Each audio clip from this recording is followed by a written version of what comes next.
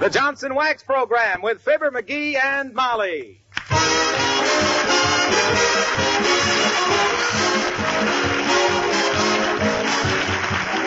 The makers of Johnson's Wax and Johnson's Self-Polishing Glow Coat present Fibber, McGee, and Molly, written by Don Quinn, with songs by Martha Tilton and the King's Men, and music by Billy Mills. The show opens with Love Is.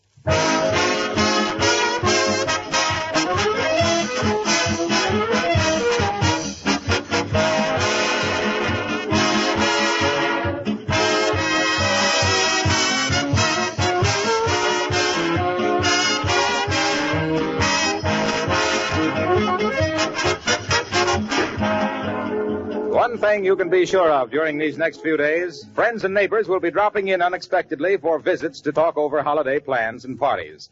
Will your home always be ready for them, floors gleaming with beauty, tabletops and woodwork spotless? If you practice protective housekeeping with genuine Johnson's Wax, it probably will be. Daily housework is reduced to a minimum when these surfaces are Johnson waxed. Rooms are quickly tidied up. And properly waxed floors never really lose that richly polished look that good housekeepers so much admire. When you wax your floors, furniture, and woodwork, you not only protect them against scratches, dirt, and wear, you not only save yourself hours of work, but you also win the compliments and praise of your family and friends for the beauty that genuine Johnson's Wax adds to your entire home. When you consider the low cost of those advantages, is it any wonder so many good housekeepers just couldn't keep house without this famous wax polish? But don't be satisfied with anything but the original and genuine Johnson's Wax in paste, liquid, or cream wax form.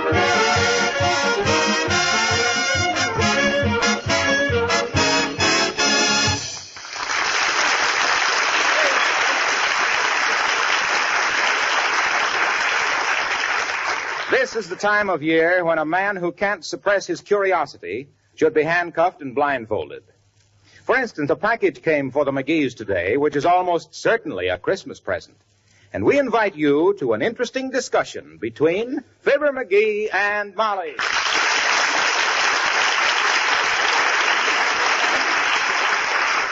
Oh, but Molly, look, we don't know it's a Christmas present. Just the same, McGee, we're not going to open it before Christmas. Oh, but sweetheart, there's nothing on it that says don't open till Christmas. Don't get mushy with me.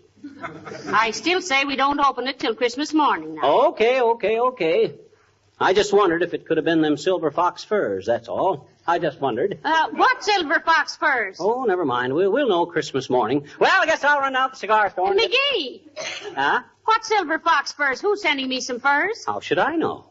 Well, you're the most exasperating. But this is exactly the size and shape of a box that would have a set of fox furs in it. Hey, cut that out. You can't open that. Not till Christmas. But, darling... Don't get mushy with me. You can't open it. Here, give me that package. You wouldn't let me open it, and I won't let you open it. Why do you pay any attention to me? I'm just a woman. I don't know anything. You're the man of the house, and what you say ought to go, dearie. Hand me the scissors. Here. Thanks. Uh-oh. Bad news, Molly. It ain't furs. What? It isn't? Mm. Oh, dear. I told you we shouldn't have opened that package, McGee. Not until Christmas. Uh-huh. But what is it? I don't know. Look. Oh. It's a musical instrument of some kind. Looks like a little pipe organ. There's electric wires on. Hey, I know. It's one of them chime doorbells. And a beauty, too. You mean one of those doorbells that every time it rings you expect somebody to say, the following announcement is transcribed? Yeah, but it don't say here who sent it. Now, who do you suppose... Oh, get that stuff out of sight quick, McGee. Okay. Come in. Mr. Wilcox. Hello, folks. Oh, hi, Harlow. Come on in. No, thanks. I just wanted to leave these packages for you. And don't open them before Christmas. Oh, thank you, Mr. Wilcox, and we won't. But what's your hurry? I've got to stop and get a sandwich before I go back to the office. I missed my lunch. Well, Merry Christmas. Well, heavenly days. Now, there's plenty of cold chicken in the refrigerator, Mr. Wilcox, and a lemon meringue pie. Oh, boy, my favorite vegetables. But, gee, I hate to be any trouble, Molly. It's no trouble at all. It's no trouble at all. I'll just set out the chicken. Now, wait a minute. No, you don't. I'll find everything myself. Don't get up or I won't stay. Oh, well, go ahead, Wilcox, and easy on that pie. You got to watch them hips. Okay, I'll try to restrain myself. Well, we know he didn't send that doorbell. No, but I wonder who did. Oh, dear. Come in. Yeah. Oh, how do you do, Mrs. Uppington? How do you How do you do, Mr. McGee? And Mr. McGee? And a yippee-yule-tide to you, Mrs. Yule. Won't you slip out of your sables and squat a spell? Thank you, no, Mr. McGee. I came over to ask a favor of you. Oh, certainly, Abigail. Anything we can do, just ask us. Oh, yes. Unless you want me to take that pooch of yours for a walk. I draw the line at patrolling the precinct with that pie-eyed peak. Mr. McGee, Fifi does not enter into this matter at all. Besides, I believe she entertains the same aversion to you that you do to her. Well, that's a lot of entertainment for one man and a dog. But what can we do for you, Abigail, dear? Well, Mrs. McGee, I head the neighborhood committee to conserve waste paper for the government. I wish to ask you not to burn or destroy your waste paper and cardboard. Please save it, and I shall have a truck pick it up whenever you call. Why, sure. I'd be glad to help such a good cause. Personally, I'd like to form a movie committee for this war. A movie committee, Miss McGee? Yeah, I'd like to get the government to make a documentary picture and send 1 million prints to Tokyo. Starring what actor, dearie? Harry Carey.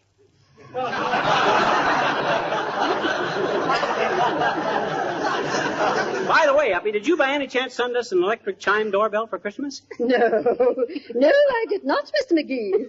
But I must say I admire your blunt way of inquiring. I simply detest people who hint. I do too, Uppy. Although when I was a cub reporter years ago, I was always the diplomat. Oh, sure, yeah. Yes, you betcha. Yes, sir. Never used to act a direct question if I could help it. But if there was any inside dope I wanted, I got it. Get that dope McGee, I was known as in them days. Oh, my.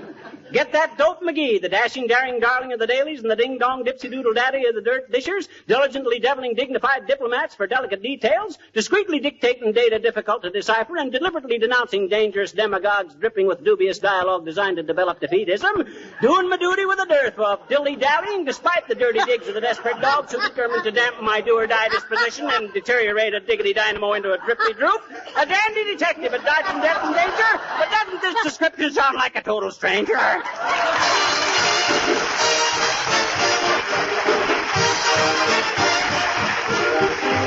Martha Tilton sings He's 1A in the Army and A1 in my From heart. coast to coast in this great nation, each man has got a classification. Pray tell me, what's yours? I've got a guy who's really something. This man of mine, he ain't missing nothing. No wonder I'm happy to say he's 1A in the Army and he's A1 in my heart. He's gone to help the country that helped him to get a start. I love him so because I know he wants to do his part. For he's 1A in the Army and he's A1 in my heart. And just in case you're quizzical, I'm gonna tell you now. He passed the toughest physical. He passed it, folks, and how? For I know why he rates so high on Uncle Sammy's chart. 'Cause he's 1A in the Army and he's A1 in my heart.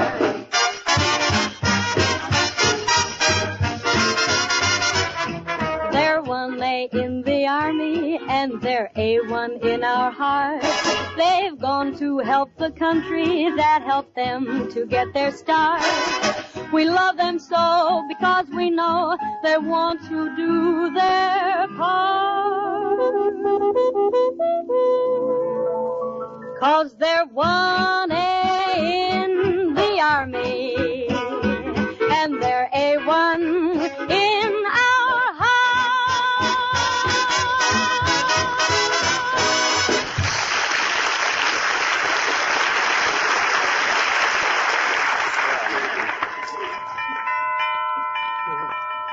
Hey, Molly, this is going to be a pretty snazzy doorbell, you know it? Yes, but who do we get to install it, dearie? An electrician? Nah, I can do it myself. Oh,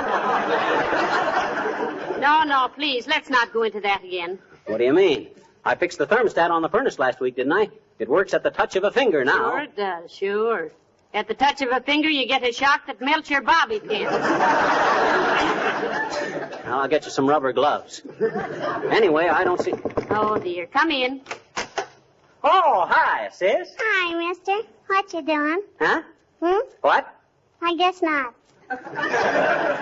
You guess not what? I guess you didn't know I was a businesswoman, mister. Oh, businesswoman, eh? Mhm. Well, just what branch of commercialism are you identified with, madam? Well, I says, what's your racket? Oh, a miserable toe. Huh? Miserable toe. I don't get it. You don't unless you pay for it, I bet you. Pay for what? Miserable toe. Well, that was a short ride, but I enjoyed it. Let's go around again. What's miserable toe? Oh, gee, mister, you know what miserable toe is. No. You hang it up on Christmas and it's got white berries on it. Oh, sure. Mistletoe. Mhm. Otherwise known as mug holly, lip lilac, and night blooming smush. My daddy calls it fracture cactus. Fracture cactus. Why, sis? Because once a long time ago, he started to hang some up on the chandelier and the chair broke and he fell down and fractured his leg. Oh. I says, oh. Oh. Well, mister, can we do any business? Only 25 cents a bunch. Okay. Bring me 2 bits worth, sis. Oh, thank you, mister. I'll deliver it first thing tomorrow and you can pay me the 35 cents. Fine. I'll be... Hey, wait a minute. You says 25 cents. What's the extra dime for? Tax? What do you mean, tax? There's no tax on mistletoe. There is unless you want to glue it up, mister. It's up to you, Tom.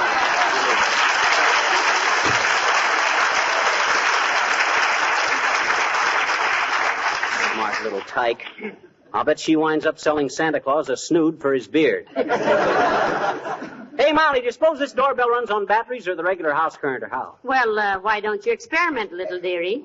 You're a wonderful lad with electricity. You really think so? Why, sure I do. Yeah. Who else could have wired the vacuum cleaner so it runs and hides under the Davenport every time I plug it in? Well, stop. Oh! Heavenly days! Something's happened to Mr. Wilcox. Come on, McGee. Hey, what's the matter, Harlow? Hey, what you sitting on the stove for?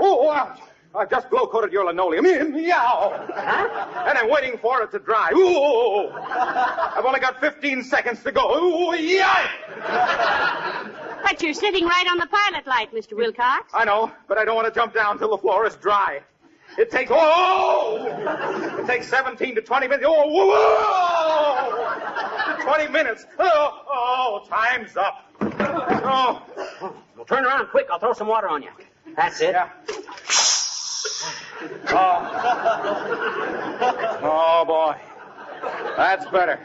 Now, what was all this foolishness, Mr. Wilcox? I'm sorry, Molly, but when I came out here in the kitchen, I noticed your linoleum needed attention. Oh, I know, but I've been so busy shopping the last day or so that Oh, well, it wasn't bad, but I can't resist a linoleum that isn't perfect. So I grabbed a can of Johnson's self-polishing glow coat and spread some around with a long-handled plier. It's really fun to do, you know. Oh, yeah, we heard you screaming with joy, Harlow.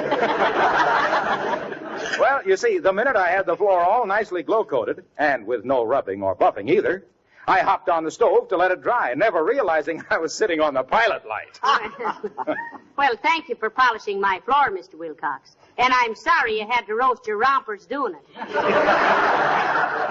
Oh, that's all right, Molly. Well, I'll be getting back to the office now. And Did you have enough to eat, Harlow? Eat? Yes, eat. Did you find the chicken and the pie? Well, what do you know? I forgot all about eating. The minute I got out here, I started glow-coating the floor. My. If I'm not the darndest fool. Oh, well, I'll grab a bite downtown. Thanks anyway, folks.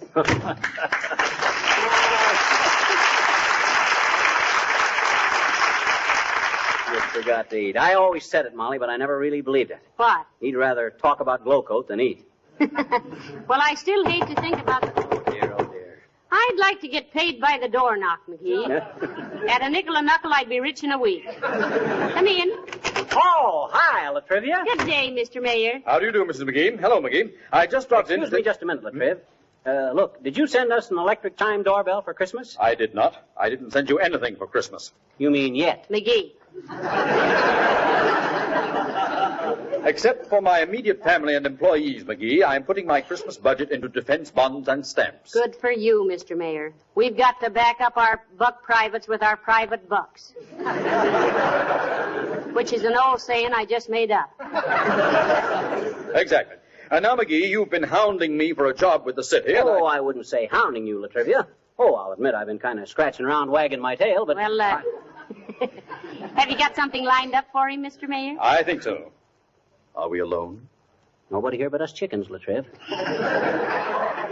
McGee, how are you on disguises? Heavenly days, detective work? How am I on disguises?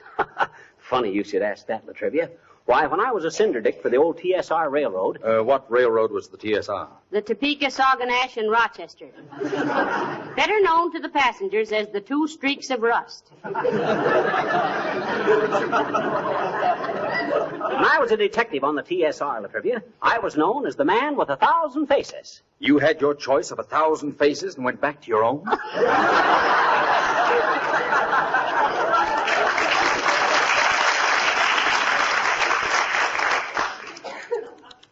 Oh, tush. I'll never forget the time I rounded up that gang of boxcar bandits around East St. Louis. I was walking along the right-of-way, slick as a cat, disguised as a jockey. Never mind the heroic details, McGee. All I want to know is, can you assume a completely different identity and maintain it under trying circumstances for days at a time? Oh, why, certainly he can, Mr. Mayor. Why, he can even disguise his voice. Change your voice for the mayor, dearie. Okay, I will. No trouble at all. In fact, I started changing my voice at the age of 14. That's splendid, splendid. You report to the City Hall first thing tomorrow, McGee. Oh, wonderful. You better get me a police permit. You better get me a police permit, Latriv, so I can carry a gun. You won't need a gun. The disguise will be enough. You're going to be Wistful Vista's official Santa Claus in City Hall Park. $5 a day. I'll see you tomorrow.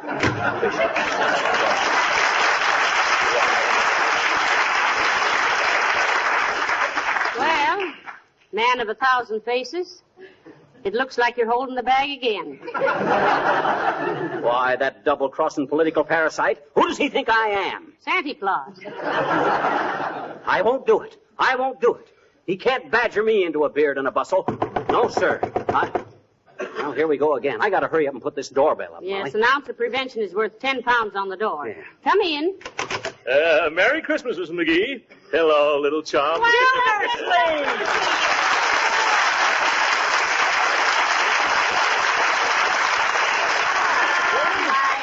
Heavenly days, how do you do, I'm sure.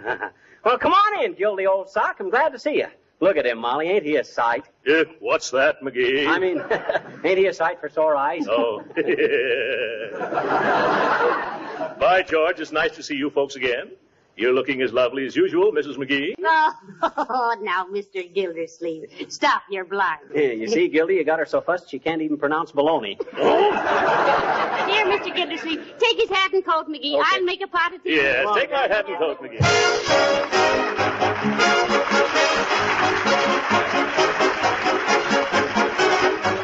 The King's Men sing What Do I Want for Christmas? Ding dong, Christmas bells. I must make a wish for Christmas while their music swells. Ding dong, all year through. If my wishes are auspicious, I'll be needing you. Oh, what do I want for Christmas? Do you really want me to tell? Well, I want you for Christmas Day and every other day as well. I never hang up my stocking beside the chimney flue. My cup is full to overflowing long as I just have you. A toy balloon is something I'd never use, but joy in June is something I can't refuse. If you want to know what I want most, if you want to know what to do, just merely say, let's name the day, for I want you. Ding-a-dong, ding-a-dong, ding-a-dong, ding. Everyone is writing, telling Santa what to bring. Why don't I just write and say, Dear old Santa Claus, what do you want for Christmas? What do I want for Christmas? Oh, who ever heard of such a thing? And yet, you know, I miss the things you all have here at other seasons of the year. Valentine's and Easter eggs and firecrackers on the 4th of July and Thanksgiving turkey and mincemeat pie. But all these things don't matter at all. If it makes you happy when I come to call, that's all I need the whole year through. That's the merriest Christmas to me from you. Oh, what do we want for Christmas? Do you really want us to say? We hope old Santa has a very merry, merry Christmas day. Let's hang up all our stockings and fill them full of cheer. So Santa Claus will have a happy round trip this year. We know you're awfully busy visiting everyone alike. But though you may get dizzy visiting, never go on strike. If you want to know why we're singing and feeling the way we do, it's just because old Santa Claus we all love you.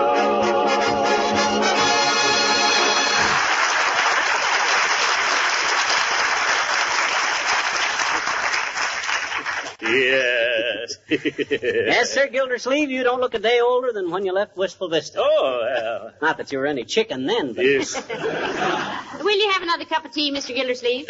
No, thank you. I should hope not. You've had 6. Yes. I have not. I've only had 5, McGee. What do you mean, 5? You had one at the coffee table, one while you were snooping through our Christmas cards, another while now, McGee.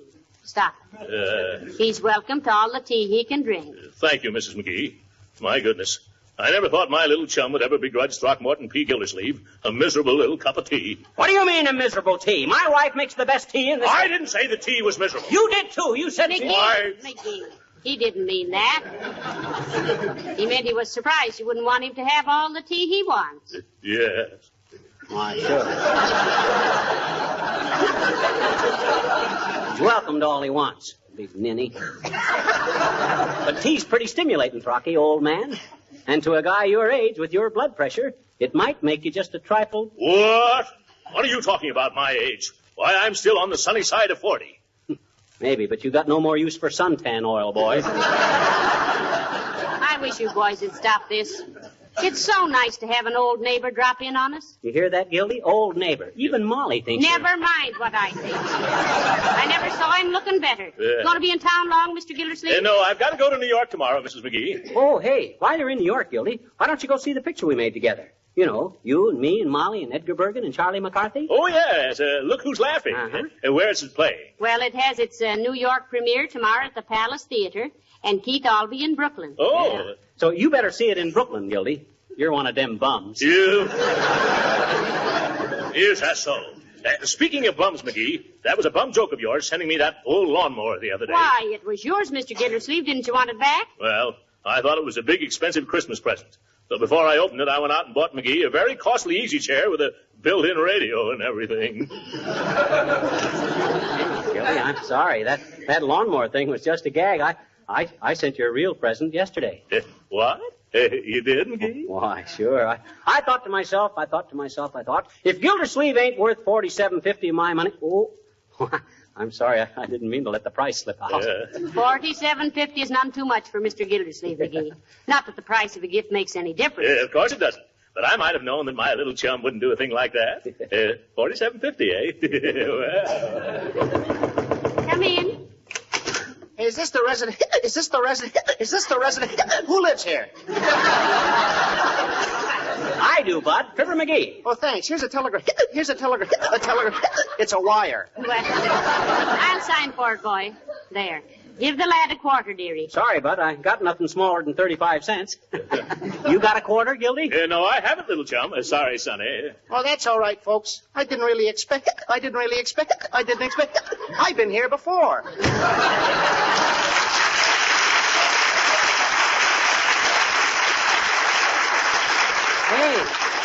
Hey, it's from Racine, Wisconsin, from the Johnson Wax Company. Oh, my, what did they say? It says, Dear Fibber and Molly, We are sending you under separate cover an electric chime doorbell. Stop. Oh, We are so tired of hearing that eternal door knocking. Stop.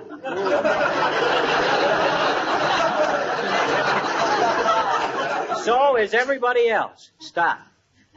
If every knock was a boost, you'd have a Crosley rating of 6,000. Use the doorbell. Stop. Regards and Merry Christmas. Signed, Johnson's Wax. Well, that solves the mystery, McGee. Yeah, sure does, don't it?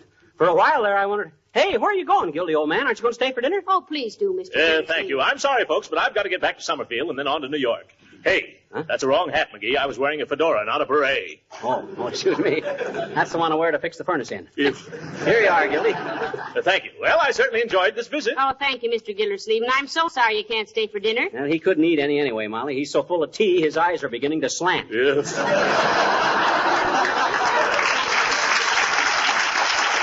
Well, still the same old McGee, full of little smart cracks, he thinks.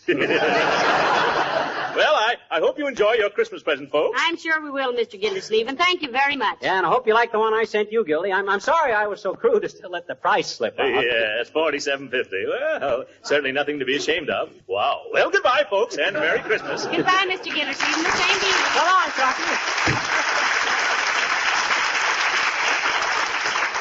Well, I'm certainly glad we found out who the doorbell was from, dearie. Me too.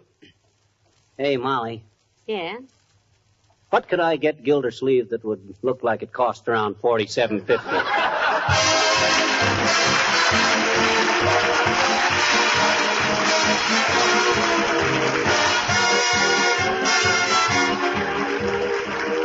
You know, there's one room that gets to be mighty important around the holiday season, and that's your kitchen. For two reasons. One, it gets more than the average amount of wear and tear. And two, when your friends drop in, they all seem sooner or later to find their way to the kitchen.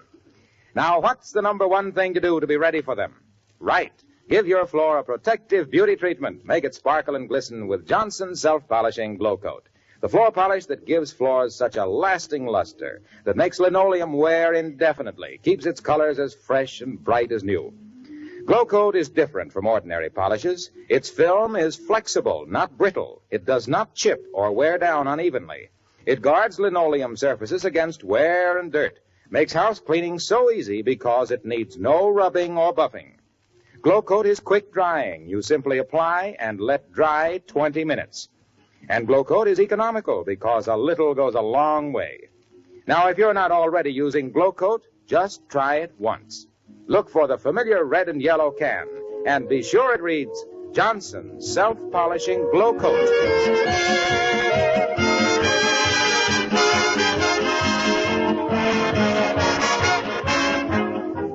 You know, Molly, it was nice to see old Gildersleeve again.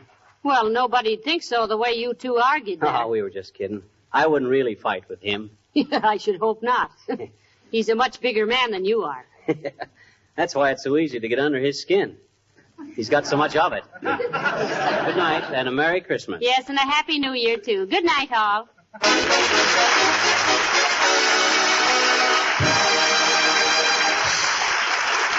This is Marla Wilcox, speaking for the makers of Johnson's Wax Finishes for Home and Industry, inviting you to be with us again next Tuesday night. Good night. With automobile production again restricted, it's very important to take better care of your car. Don't let the finish deteriorate. Make it last. Keep it new-looking with Johnson's Car New, the sensational auto polish that both cleans and wax polishes with one application. 2 jobs in one, in less than half the time they used to take. For the sake of your car and for your own pleasure, buy a can of Johnson's Car New right away. It's spelled C-A-R-N-U. This is the Red Network of the National Broadcasting Company.